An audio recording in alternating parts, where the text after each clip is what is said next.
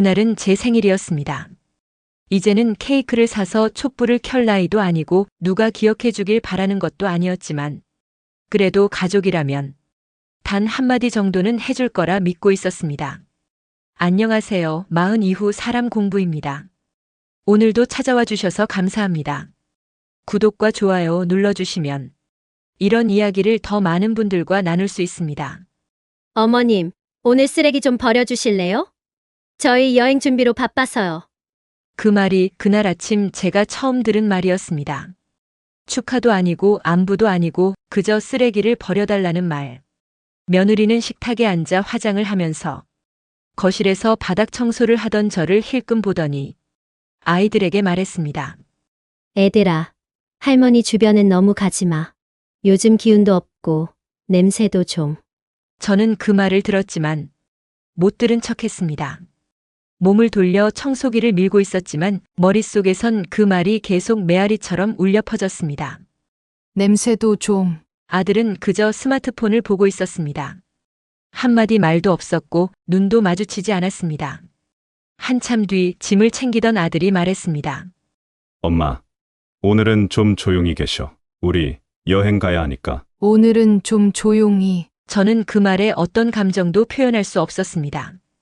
왜냐하면 저조차도 제 생일을 입 밖에 내기가 부끄러웠기 때문입니다. 말해봤자 뭐가 달라질까요? 이미 그들의 머릿속에 저라는 존재는 가사도우미보다 못한 존재로 굳어져 있었고 그들이 나를 바라보는 시선은 동정도 연민도 존중도 아니었습니다. 저는 그저 같은 공간에 우연히 존재하는 불편한 존재였고 그들에게는 필요하면 부려먹고 귀찮으면 무시해도 되는 삶의 배경이었습니다.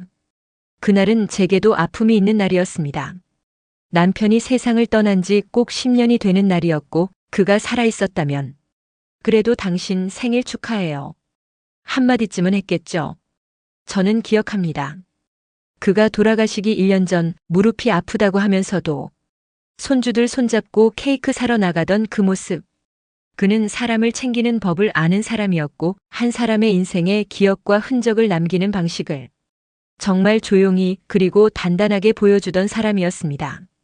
그런데 지금 이 집에는 그런 따뜻한 손길도 눈빛도 말도 없었습니다. 딱딱한 말, 무표정한 얼굴, 그리고 무시와 외면. 제 생일은 그들의 여행 계획과 바쁜 일정에 방해가 되는 짐이었습니다. 거실 한쪽에 놓인 제 생일 달력엔 동그라미 대신 가족여행 출발이라는 글씨가 큼직하게 적혀 있었습니다. 그걸 보는데 심장이 서늘했습니다.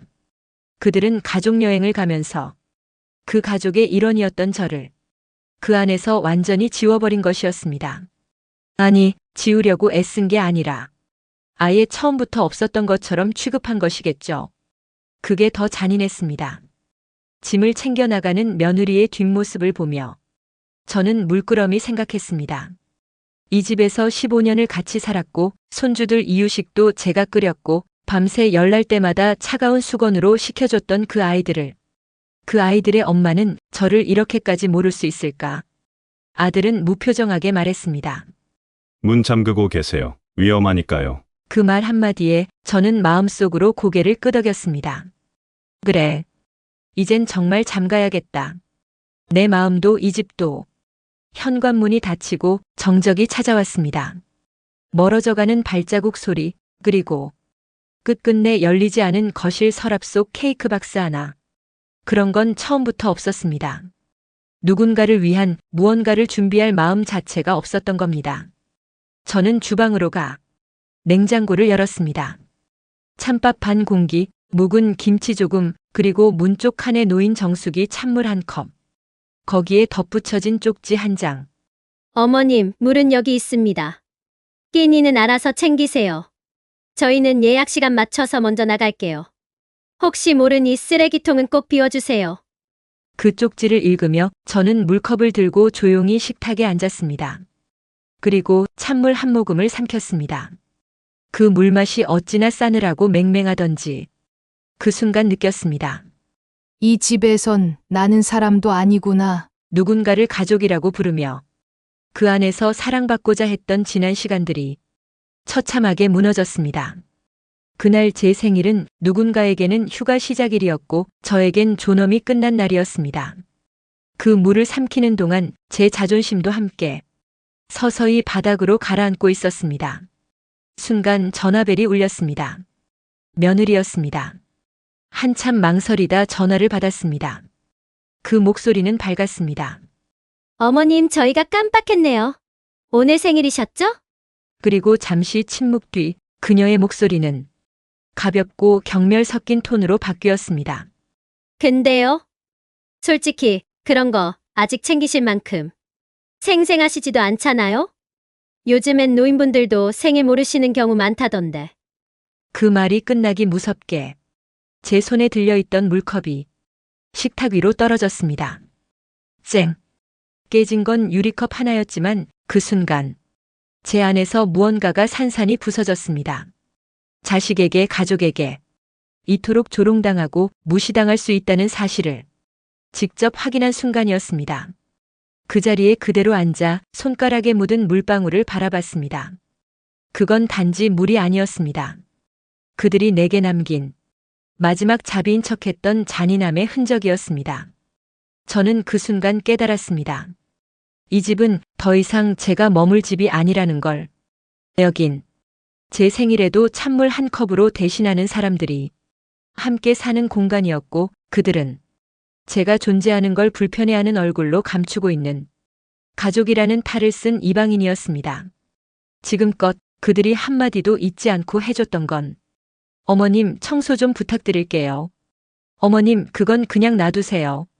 어머님 방에서 쉬세요. 어머님 조용히 좀 하세요. 항상 어머님이란 호칭 뒤에는 지시와 통제와 배제가 따라왔습니다. 한 번도 그 단어 앞에 감사합니다나 괜찮으세요? 같은 말은 없었습니다. 그동안 저는 그저 이 집의 그림자였고 아이들 등교 후 남은 식탁 정리하는 사람이고 퇴근하면 돌아올 공간을 말없이 지켜주는 사람이었습니다. 이 집에 살고 있었지만 이 집의 구성원은 아니었습니다. 그게 찬물 한 컵이라는 잔혹할 만큼 상징적인 증거로 제 앞에 내려졌던 겁니다. 그리고 그 메모 한 장, 익살스럽게 써놓은 이모티콘과 하트 표시, 그건 그들의 무심함이 아니라 명확한 비웃음이었습니다. 그것이 제게 준 생일 선물이었습니다. 그날 밤 집안은 말 그대로 숨소리 하나 없이 조용했습니다. 저는 식탁 밑에 깨진 물컵 조각들을 치우지 않았습니다. 괜히 청소기를 돌렸다가 그 순간의 감정까지 지워져 버릴까 두려웠기 때문입니다. 그 유리 조각들은 제게 참 많은 걸 보여주었습니다. 사람이, 가족이 그토록 쉽게 다른 사람을 버릴 수 있다는 것, 그리고 그 버림받는 순간이 그렇게 조용하고 무심하게 찾아온다는 것. 나는 거실 소파에 앉아 한참을 멍하니 있었습니다. TV는 꺼져 있었고 창밖엔 가로등 불빛이 겨우 거실 벽 한쪽을 비추고 있었습니다. 그 불빛 아래서 저는 손등을 들여다보았습니다.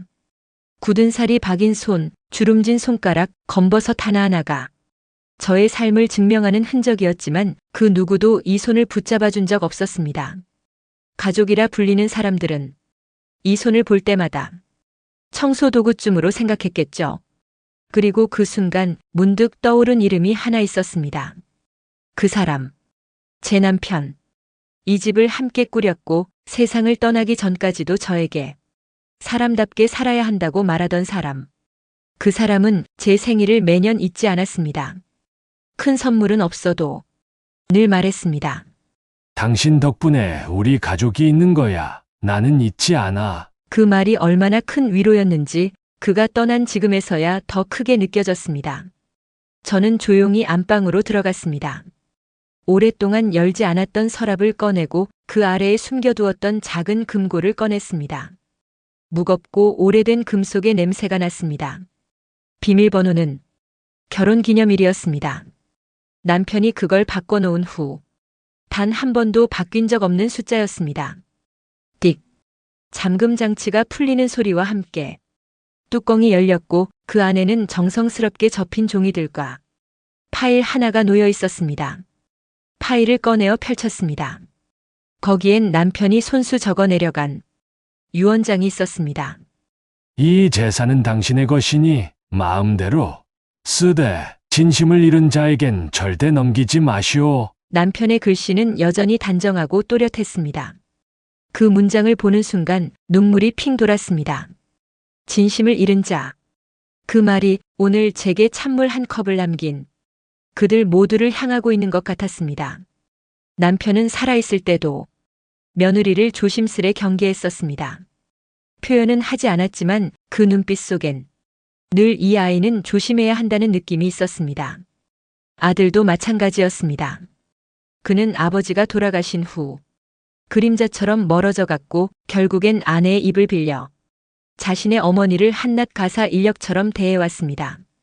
그들 모두 남편이 말하던 진심을 잃은 자였습니다. 그날 밤 저는 그 유언장을 조용히 접었습니다. 그리고 책상 서랍에서 하얀 종이 한 장을 꺼내 볼펜을 들었습니다. 나의 유언장. 그렇게 제목을 적었습니다. 손이 떨렸지만 한 글자 한 글자 천천히 적어 내려갔습니다. 내가 세상을 떠난 후 이 집은 사회복지재단에 기부된다. 내가 살던 방은 치매 노인을 위한 상담 공간으로 사용될 것이며 가족이라 주장하는 자들에겐 그 어떤 권한도 남기지 않는다. 그리고 마지막 줄 남편의 유언을 떠올리며 적었습니다.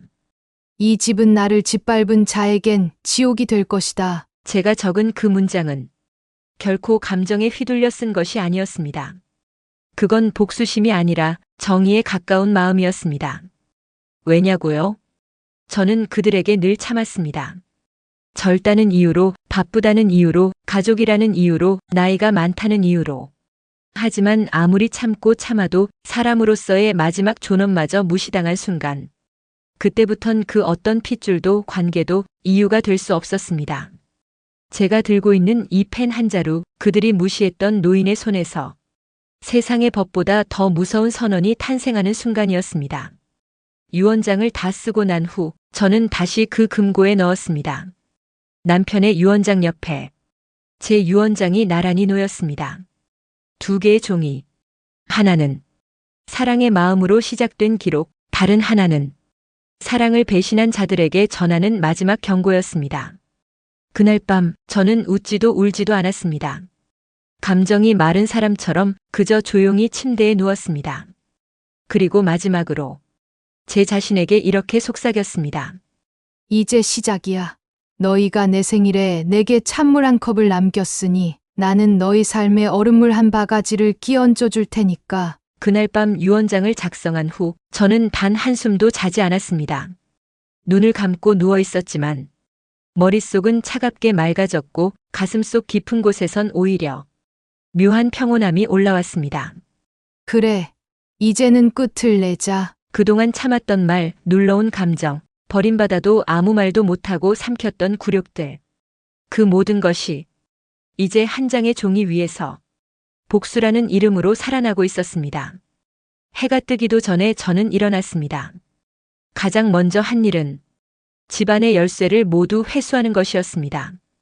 그들은 그동안 현관 비밀번호를 아들과 며느리만 바꿔댔고 창고 열쇠, 안방 서랍 열쇠조차 제가 아닌 그들이 쥐고 있었습니다. 그건 곧 이 집의 주인이 누구인지 그들 나름의 방식으로 선언해온 것이었습니다. 이제는 제가 주인이라는 걸 조용히 그러나 분명하게 증명해야 할 차례였습니다. 서랍을 정리하고 현관 비밀번호도 바꿨습니다. 그리고 제가 따로 보관해 두었던 등기부등본 사본을 꺼냈습니다. 제 이름이 박혀 있는 그 문서. 저는 그것을 들고 바로 변호사 사무실로 향했습니다. 그 변호사는 남편 생전에 저희 부부를 담당했던 분이었습니다. 저를 알아보고는 반갑게 맞이했지만 제 얼굴을 자세히 보더니 차분하게 묻더군요. 무슨 일 있으셨습니까? 저는 대답했습니다. 모든 걸 정리하려고요. 제 인생도, 제 집도 이제 더는 그들에게 줄 이유가 없습니다. 변호사는 말을 아끼며 고개를 끄덕였고 곧바로 절차를 밟기 시작했습니다. 첫 번째는 명예 이전이었습니다. 이 집, 남편과 제가 평생을 살았던 이 공간을 지역 공익재단에 기부하기로 결정했습니다. 그 재단은 혼자 사는 어르신들과 학대받은 노인들을 위한 쉼터를 운영하고 있었고 그곳의 대표는 제 친구였습니다. 저는 그 친구에게 전화해 단 한 문장만 말했습니다.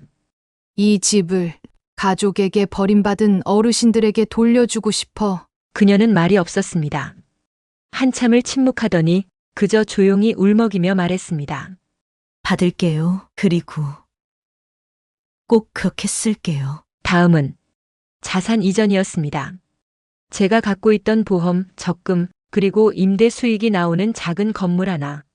그 모든 자산을 익명 기부 트러스트로 넘겼습니다. 그 계좌는 오직 저만 접근할 수 있었고 상속도 소유권도 그 누구에게도 연결되지 않도록 설정됐습니다. 그들은 제가 갖고 있던 것들이 그저 당연히 자신들에게 돌아올 줄 알았겠지요. 아니, 이미 내 거라 여겼을지도 모릅니다. 제가 방 하나에 조용히 머무르며 살고 있는 걸 보며 저는 가고 그들은 이 집을 차지할 거라 생각했을 겁니다. 그래서 더 조용히, 더 완벽하게 모든 걸 정리해야 했습니다. 모든 서류를 처리한 후 변호사는 저를 바라보며 조심스레 말했습니다. 이게 복수시라면 꽤 치밀하시네요. 저는 고개를 저었습니다. 복수가 아니에요. 이건 경고예요. 사람 하나를 짓밟아 놓고도 웃는 사람들에게 인생이 얼마나 뒤집힐 수 있는지 보여주려는 경고. 집에 돌아온 후 저는 마지막 정리를 시작했습니다. 안방 서랍에는 남편이 남긴 손편지가 한 통 있었습니다. 당신은 절대 혼자가 아니에요. 설령 사람들이 외면해도 내가 남긴 건 당신의 존엄입니다. 저는 그 편지를 유언장 옆에 다시 넣었습니다. 그리고 집안의 열쇠를 모두 모아 하나의 봉투에 담았습니다. 그 봉투 안엔 딱 하나의 쪽지만을 함께 넣었습니다. 내가 찬물 한 컵 남긴 그날 난 전부 정리했다. 그 문장 속엔 설명도 감정도 없었습니다. 단지 사실 하나만 말했습니다. 그들은 아무것도 모른 채 떠났고 그 사이 저는 모든 걸 끝내버렸다는 사실. 그리고 저는 사라졌습니다. 휴대폰도 은행 계좌도 거주지도 모두 바꾸었습니다. 누구에게도 연락하지 않았고 누구도 제 위치를 알 수 없게 했습니다. 사람들은 말합니다. 복수는 소리 없이 찾아올 때 더 무섭다고요. 맞습니다. 저는 더 이상 말하지 않을 겁니다. 그들을 꾸짖지도 화내지도 않을 겁니다. 그저 조용히 그리고 완벽하게 그들이 믿고 있던 세상을 밑바닥부터 무너뜨릴 겁니다. 그것이 제가 선택한 방식이자 그들이 남긴 찬물 한 컵에 대한 답례였습니다. 시간이 흘러 그들은 돌아왔습니다. 피부는 햇볕에 그을려 있었고 며느리는 선글라스를 이마에 올린 채 아이들에게 말했습니다. 빨리 들어가자. 엄마는 진짜 피곤해 죽겠다. 아이들은 웃으며 할머니 우리 왔어요. 하고 외쳤습니다. 하지만 현관문은 열리지 않았습니다. 손이 익숙하게 누르던 비밀번호는 삐빅 소리만을 반복하며 거부했습니다. 며느리는 인상을 찌푸렸습니다. 어머님 또 괜히 장난치시나? 왜 또 비밀번호 바꾸셨어? 하지만 그건 장난이 아니었습니다. 문이 열리지 않자 아들은 주머니에서 열쇠를 꺼냈지만 도어락은 이미 디지털 방식으로 완전히 교체되어 있었고 열쇠 구멍조차 사라져 있었습니다. 잠시 후 아들은 우편함을 열었습니다. 그곳엔 단 한 장의 서류가 놓여 있었습니다. 점유 거부 통지서. 공익재단 명의로 되어 있는 문서였고 하단엔 이렇게 쓰여 있었습니다. 본 건물은 2025년 6월 1일자로 마흔 노인복지공익재단의 소유로 완전 이전되었음을 알려드립니다. 거주 자격을 증명하지 못한 자는 법적 소송 없이 퇴거 조치될 수 있습니다. 그 순간 며느리의 손에서 종이가 툭 떨어졌습니다. 이게 무슨 말이야? 이 집이 재단 거라고? 그녀는 문서를 부여잡은 채 문 앞에 주저앉았습니다. 손톱을 깨물며 중얼였습니다. 아니야. 이건 농담이지. 어머님이 그런 거 할 수 있을 리가 없어. 아들은 말이 없었습니다. 그제야 그는 비로소 현실이 무언가 크게 잘못됐다는 걸 느끼기 시작한 듯 했습니다. 현관 옆 우유 투입구엔 작은 봉투 하나가 더 들어 있었습니다. 그 봉투엔 아주 단정한 글씨로 이렇게 적혀 있었습니다. 내가 찬물 한 컵 남긴 그날 난 전부 정리했다. 그 문장을 본 순간 아들은 무릎을 꿇었습니다. 두 손으로 얼굴을 감싸고 소리 없이 어깨를 들썩였습니다. 그가 기억했습니다. 그날 어머니의 생일이라는 걸 카톡 알림으로 알았지만 그저 손가락으로 슥 지워버렸던 자신을. 며느리는 분노에 찬 목소리로 한껏 비명을 질렀습니다. 어떻게 어머님이 이런 짓을? 우리 두고 이걸 다 넘기다니. 어디 계신 거야? 지금 당장 오라고 해. 하지만 아무도 대답하지 않았습니다. 창문 하나 열리지 않았고 집안에선 어떤 인기척도 들리지 않았습니다. 그 집은 더 이상 그들 가족의 것이 아니었습니다. 아니, 애초에 그들은 그 집을 가족처럼 대하지 않았기에 소유할 자격조차 없었던 것입니다. 며느리는 문을 발로 차며 울부짖었습니다. 나는 당신 집에 시집 온 거예요. 당신 아들 아이 셋을 낳고 살았다고요. 그런데 이게 뭐예요, 이게? 그 소리에 아이들이 울기 시작했습니다. 하지만 며느리는 아이들을 끌어안지도 않았습니다. 그녀의 눈엔 소중했던 공간을 잃었다는 상실보다 계산이 틀어졌다는 분노와 당혹감만 가득해 있었습니다. 아들은 말했습니다. 우리가 너무 늦었어. 하지만 그것은 깨달음이 아니라 후회 섞인 인정일 뿐이었습니다. 그들에겐 이제 어떤 기회도 어떤 사과도 받아들여질 여지가 없었습니다. 며칠 후 이웃 주민들 사이에서 그 집 앞에 앉아있던 가족의 이야기로 소문이 돌기 시작했습니다. 글쎄, 그 시어머니가 그 집 다 기부하고 사라지셨다지 뭐야? 아이고야 그 며느리 그렇게 기세등등하더니 결국엔 하긴 평소에 말하는 거 보면 어른 대접은커녕 그냥 하녀 취급하더라. 그 집은 이제 새롭게 단장되고 있었습니다. 현관엔 마흔 노인복지 쉼터 리모델링 중이라는 문구가 붙었고 내부 공사를 맡은 직원들이 쉴 새 없이 드나들며 바쁘게 움직이고 있었습니다. 며느리는 몇 차례 재단 측에 민원을 넣었습니다. 그 집은 우리가 관리해온 곳이라며 아이들 추억이 담겨있는 공간이라고 말하며 어머니의 판단은 감정적이었고 일방적이었다고 주장했습니다. 하지만 그 모든 항의는 법적으로 무효였습니다. 왜냐하면 그 집의 명의도 계약도 모든 권리도 그들에게 단 한 줄도 넘어간 적이 없었기 때문입니다. 그들은 단지 어머니의 선의에 기대어 살고 있었을 뿐이며 그 선의를 배신한 순간 그들이 기대고 있던 집은 뿌리째 사라진 것입니다. 그리고 그 자리에 남은 것은 어머니의 분노였습니다. 겉으론 아무것도 남기지 않은 듯 보였지만 사실 가장 큰 것을 남긴 셈이었습니다. 너희가 짓밟은 사람의 존재가 너희 삶 전체를 뒤집을 수 있다는 진실.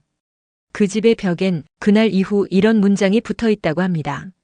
이곳은 다시는 사람을 버리는 가족의 발이 닿을 수 없는 공간입니다. 지금 저는 남편이 생전에 꼭 한번 가보고 싶다고 말하던 제주도의 작은 돌담집에서 아무에게도 방해받지 않는 조용한 삶을 살고 있습니다.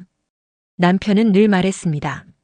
당신이 다 늙고 나서까지 사람 눈치 보며 살진 않았으면 좋겠어. 그 말이 그토록 오래 제 마음에 박혀 있었습니다. 그가 떠난 지 10년이 지나도록 저는 그 말 한마디를 지키지 못한 채 늘 가족이란 이유로 내 감정, 내 존재를 눌러가며 살았죠. 하지만 이젠 그 말대로 살고 있습니다. 아침이면 바다 소리로 눈을 뜹니다. 조용한 파도 소리가 제 귓가에 스며들고 주전자에 물을 끓여 차 한 잔을 따릅니다. 그 향기로운 찻잔을 들고 작은 테라스로 나가 붉게 떠오르는 태양을 바라봅니다.